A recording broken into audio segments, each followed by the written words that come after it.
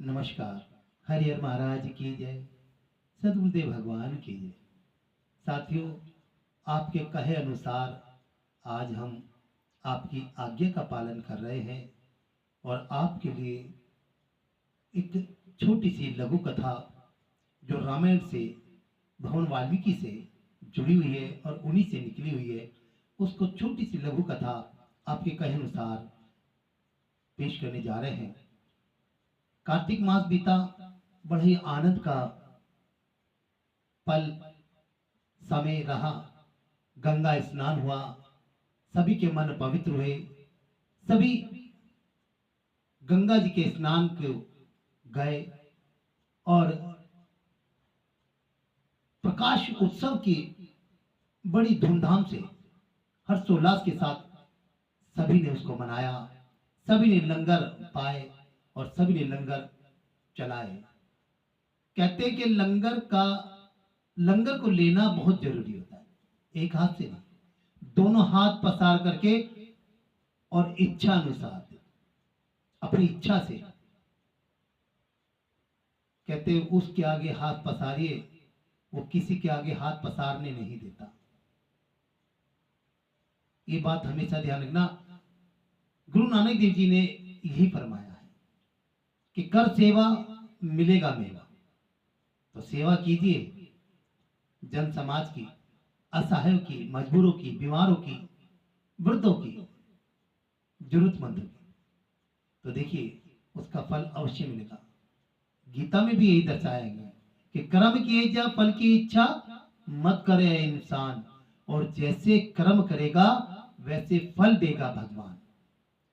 तो ये सब बातें हमें सदगुरुदेवों के ज्ञान से, उनके प्रकाश से जो कुछ भी हमें मिला है, प्रकाश रोशनी के रूप में, वो हम ग्रहण करने का प्रयास करते हैं। और आपके कहे अनुसार आज हम फिर से ये एक लघु कथा लेकर के आ रहे हैं। माघ मास चल रहा है, विक्रमी संवत 2082 है और माघ मास है। आज माघ मास में पंचमी तिथि, एक तिथि घटित हुई है। जब ये वर्ष बदलेगा मार्च में, तब इसका बराबर का भार बनेगा।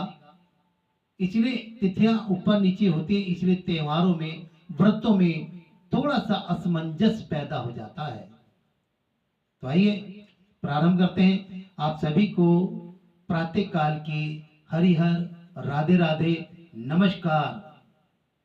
सभी धर्म प्रेमियों और सभी मेरे माताओं, बहनों, देवियों, सज्जनों, हम अपनी कथा में एक ही बात कहते हैं कि नियम बहुत जरूरी है।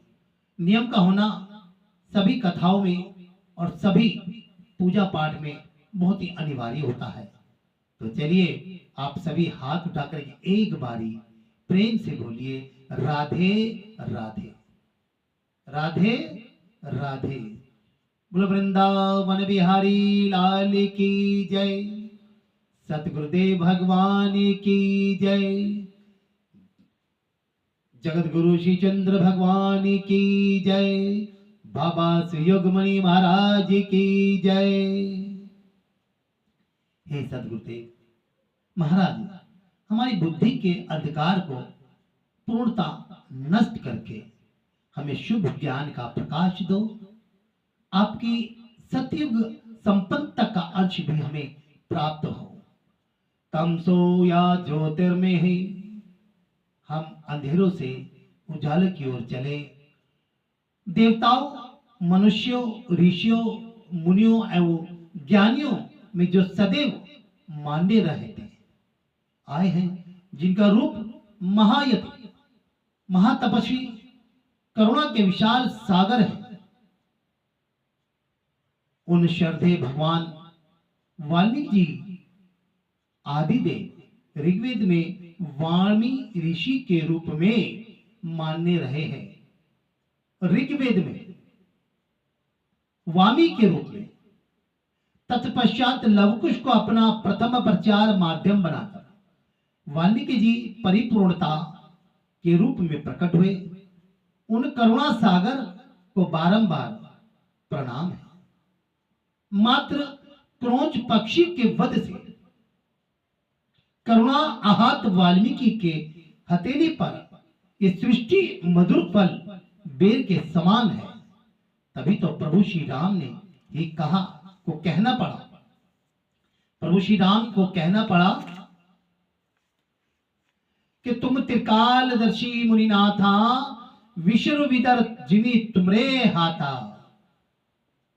तुम त्रिकालदर्शी हो प्रभु, और आपके हाथ में इस सृष्टि एक बेर के समान लग रही है। भगवान वाल्मीकि का मात्र स्मरण करना ही अपार शांतिदायक तथा सुख का सार है। तो जिस प्रकार से राम के नाम को हमें लेने पर सुख मिलता है, वैसे ही सुख श्रीमद् वाल्मीकि रामायण का स्मरण करने से और प्रभु वाल्मीकि का उच्चारण करने से भी प्राप्त होता है। हो दर्द कोई भी दुनिया में इंसान अकेला सहता है, हो दर्द कोई भी दुनिया में इंसान अकेला सहता है। राहत के लिए फिर गम अपना अपनों से ही जाकर कहता है। देखिए कितनी अच्छी बात कही है कि यहां पर जो बात निकल के आई है वो ये कि सीता जब अकेली हो गई तो वो अपना गम किसके पास कही जाती। अयोध्या से तो बाहर हो गई, राम जी ने उन्हें वन को जाने की आज्ञा दे दी, मात्र एक छोटी सी गलत फहमी की वजह से। लेकिन वो जनता जनार्दन का की ओर से ये विचार आया था, ये वहम आया था, उन्होंने राम राज्य को स्थापित करने के लिए, बनाए रखने के लिए, राम के राज्य में कोई दुखी ना हो, कोई बात किसी पर उठे ना, ये कारण था। और ये सब लीला थी लीलाधारी की कि सीता को जाना होगा, तभी आगे की कहानी और लव कुश का आगमन होगा। बोले सतगुरुदेव भगवान की जय। देखिए जब लक्ष्मण देवी सीता को तमसा नदी की तीर पर छोड़कर गए तो निराश्रित गर्भवती सीता रोती हुई भगवान वाल्मीकि के आश्रम की ओर चल दी। अनेक विपताएं सीता पर वन में भी आई थी और अनेक मुनि कुमार को वहां जब जा रही थी तो खेलते हुए मुनि कुमारों ने करुणा देखी कि एक दुखिया गर्भवती को जब उन्होंने देखा तो अपनी और माता को अपनी अपनी माताओं को जाकर के सूचना दी। तब करुणा सागर भगवान वाल्मीकि भी वहां आए, सीता के सिर पर हाथ रखा तो सीता को बहुत राहत मिली, मानो घोर अंधकार भोर में परिवर्तित हो गया। आश्रम परिवार के अनुसार, आश्रम जो था एक परिवार के अनुसार था और परिवार के लोगों ने कैसे कैसे सीता को धीरज बंधाया, कैसे कैसे सीता को धीरज बंधाया। त्रिकालदर्शी नाथ तुम, दीनों के हर पल साथ हो तुम। त्रिकालदर्शी नाथ तुम, दीनों के हर पल साथ हो तुम। करुणा तुम्ही में अपार है, हे वाल्मीकि प्रभु तुम्हें नत शीश बारंबार नमस्कार है। करुणा भरी उस छवि को देख करके सीता बड़ी प्रसन्न हो गई। काल कुचक वृत्त देवी सीता का सहारा देकर धैर्य की शक्ति प्रदान करते हुए तथा लव कुश जैसे शिशुओं का पालन पोषण कर उन्हें काव्य संगीत एवं युद्ध से पारंगत करने वाले भगवान वाल्मीकि के कोई भी शरणागत भला कैसे निराश हो सकता है। तभी तो स्वार्थी संसार से पीड़ित मन भी एक ही ओर चलने का आग्रह करता है, एक ही आग्रह करता है। और क्या कहा है कि अकेला जब तू रोता है साथ कोई नहीं होता है, सतपुरुषों को तू पुकार, जगत मतलब का सारा है, यहां पर कौन सहारा, सतगुरु ही तेरा आधार है। एकमात्र सतगुरु ही सबके आधार बनते हैं और सभी को सतगुरु का से प्रेरणा लेनी चाहिए और सतगुरु का नाम लेते हुए प्रभु को शरणागत होते हुए अपना जीवन यापन करना चाहिए। देखिए कितनी अच्छी बात कही थी। और प्रभु श्री राम ने भी भगवान वाल्मीकि के हाथों में उस सृष्टि को एक बेर के समान माना। तभी तो उन्होंने कहा था कि तुम त्रिकालदर्शी मुनिनाथा विश्व विदर्जिमी तुमरे हाथा। ये जब आप एक पिक्चर में भी देखो, फोटो भी देखोगे ना, तो भगवान वाल्मीकि बड़ी ही करुणा में है, दया में वाल्मीकि सब पर दया बरसाते हैं। ये मानिए कि एक क्रोंच पक्षी के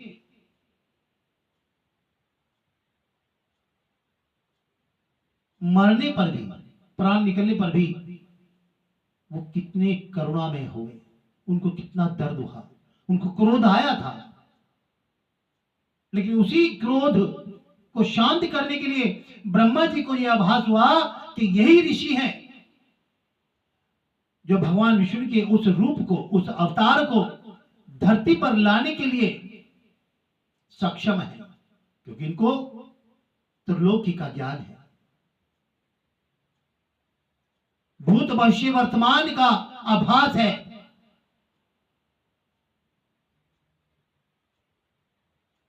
तब भगवान वाल्मीकि को उनकी क्रोध अग्नि को शांत करने के लिए ब्रह्मा जी द्वारा ये समझाया गया।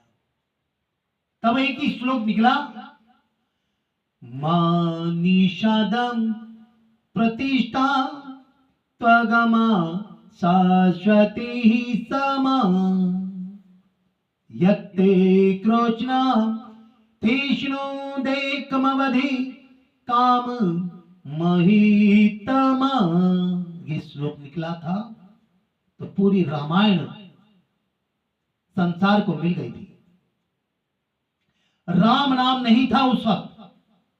इस श्लोक के बाद राम नाम संसार में फैलता चला गया और आज बिना राम के कोई कार्य नहीं सफल होता।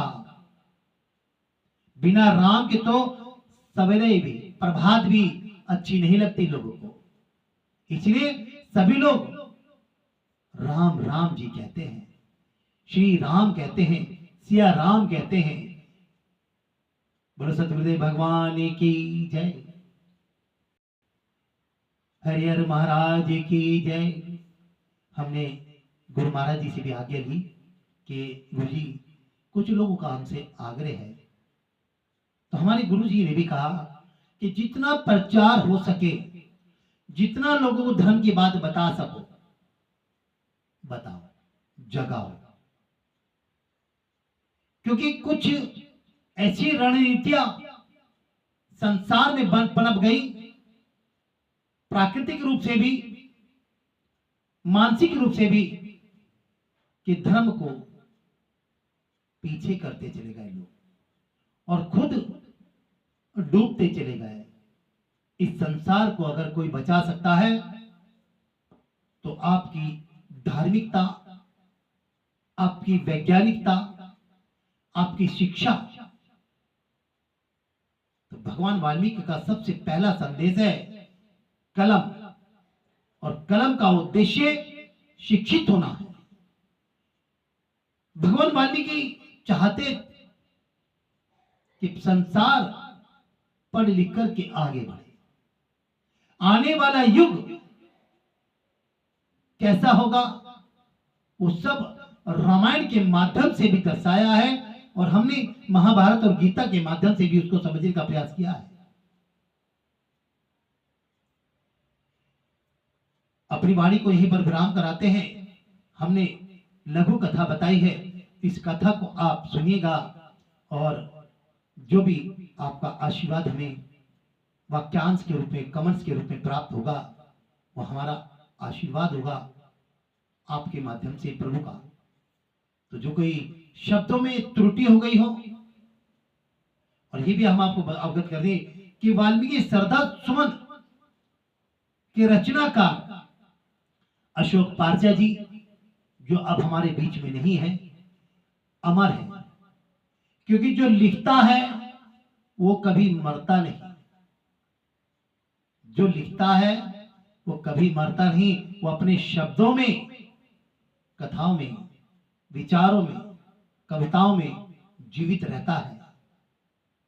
क्योंकि कभी भी ना तो वाचन करने वाले, ना लेखन करने वाले, ये कभी भी संसार नहीं छोड़ते हैं। इस बात का ध्यान रख लेना, वो सदैव इस संसार में रहते हैं।